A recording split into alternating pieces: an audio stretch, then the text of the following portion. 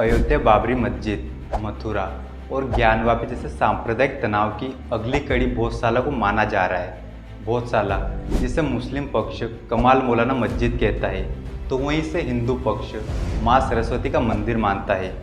हाल ही में Madhya Pradesh high court ने ASI archaeological survey of India को भोजशाला मंदिर के परिसर का वैज्ञानिक सर्वे और अध्ययन करने का आदेश दिया है, जिसकी रिपोर्ट सबमिट भी कर दी गई है।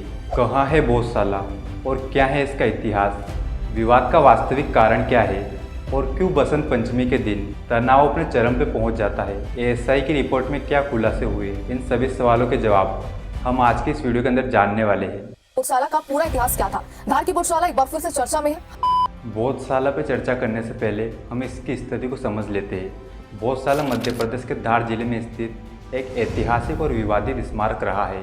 MP हिंदी ग्रंथ अकादमी की पुस्तकों और धार की ऑफिशियल वेबसाइट में दी गई जानकारी के अनुसार धार में 1000 ईस्वी से 1055 ईस्वी तक परमार शासक राजा भोज ने शासन किया।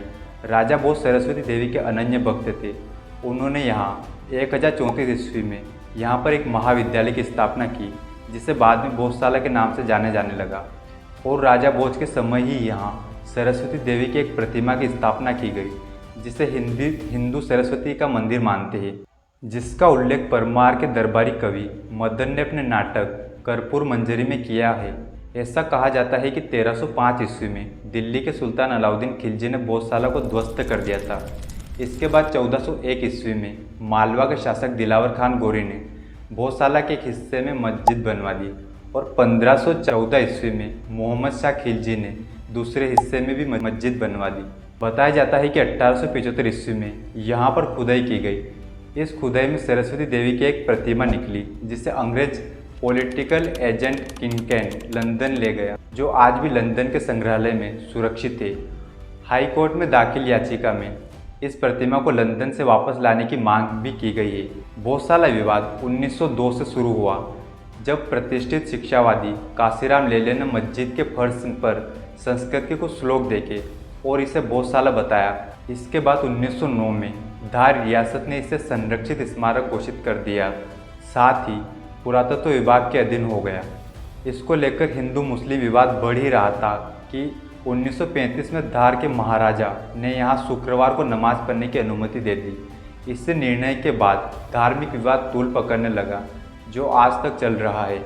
1951 में इसे भोजशाला और कमाल मौला मस्जिद के रूप में राष्ट्रीय स्मारक घोषित किया गया, क्योंकि अभी तक यहाँ हिंदुओं को कोई भी अधिकार प्राप्त नहीं हुए थे, जिसको लेकर हिंदुओं द्वारा समय समय पर आंदोलन किया गया। प्रशासन ने भी अपने आंदोलन में कई बार फेरबदल किया।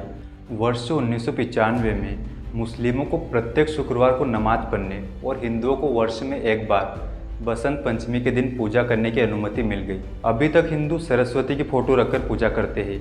हिंदुओं के आक्रोश एवं आंदोलन के बाद वर्ष 2003 से हिंदुओं को प्रत्येक मंगलवार और बसंत पंचमी को पूजा करने की तथा मुस्लिमों को प्रत्येक शुक्रवार को नमाज पढ़ने की अनुमति मिली।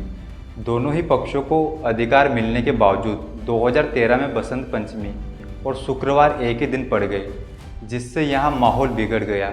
हिंदुओं ने जगह छोड़ने से इनकार कर दिया। माहौल इतना बिगड़ा कि पुलिस को लाठीचार्ज करना पड़ा। इसके बाद 2016 में भी बसंत पंचमी और शुक्रवार एक ही दिन पड़ने पर यहाँ तनाव का माहौल बन गया था।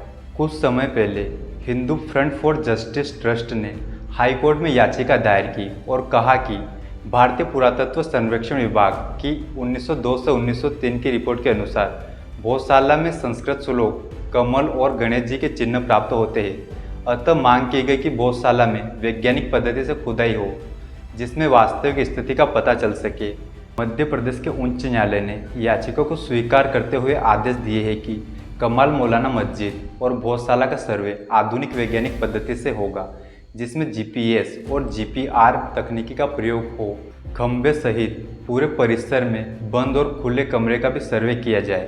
पूरे सर्वे की वीडियोग्राफी की जाएगी। अब हम दोनों पक्षों के तर्कों को देख लेते हैं।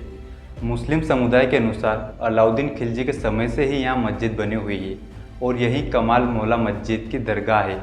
वक्फ बोर्ड के आदेश में इसे जामा मस्जिद कहा गया है और यह हमारा धार्मिक स्थल है। हिंदू समुदाय का पक्ष है कि भोजशाला का निर्माण 1000 वर्ष से पहले राजा भोज ने करवाया था, जहां सरस्वती मंदिर भी स्थित है। यहाँ हिंदू साक्ष्य भी प्राप्त होते हैं। इतिहासकारों के अनुसार अलाउद्दीन खिलजी ने इसे ध्वस्त किया और मालवा के गोरी और खिलजी शासकों ने मस्जिद का निर्माण कराया था, जो वास्तव में कभी थी ही नहीं। जिन कमाल मौला की दरगाह बताई जा रही है, उन्हें धार में कभी दफनाया नहीं गया है। इन तर्कों में हिंदू पक्ष के दावों में ज़्यादा दम लग रहा है और एएसआई की सर्वे रिपोर्ट में भी कुछ ऐसे ही जानकारी सामने आने की बात हो रही है, जिसमें बताया जा रहा है कि दीवारों पर देवी देवताओं की छोटी छोटी उकेरी हुई आकृतियाँ मिली है, जिनमें गणेश, ब्रह्मा, नृसिंह, भैरव आदि शामिल है। 2 स्तंभ ऐसे मिले हैं जिन पर ओम सरस्वती नमः लिखा हुआ है। भोजशाला को राजा भोज द्वारा बनाने के प्रमाण भी सामने आए हैं। 94 मूर्तियाँ ऐसे मिली है जिन पर महीन नक्काशी की गई है।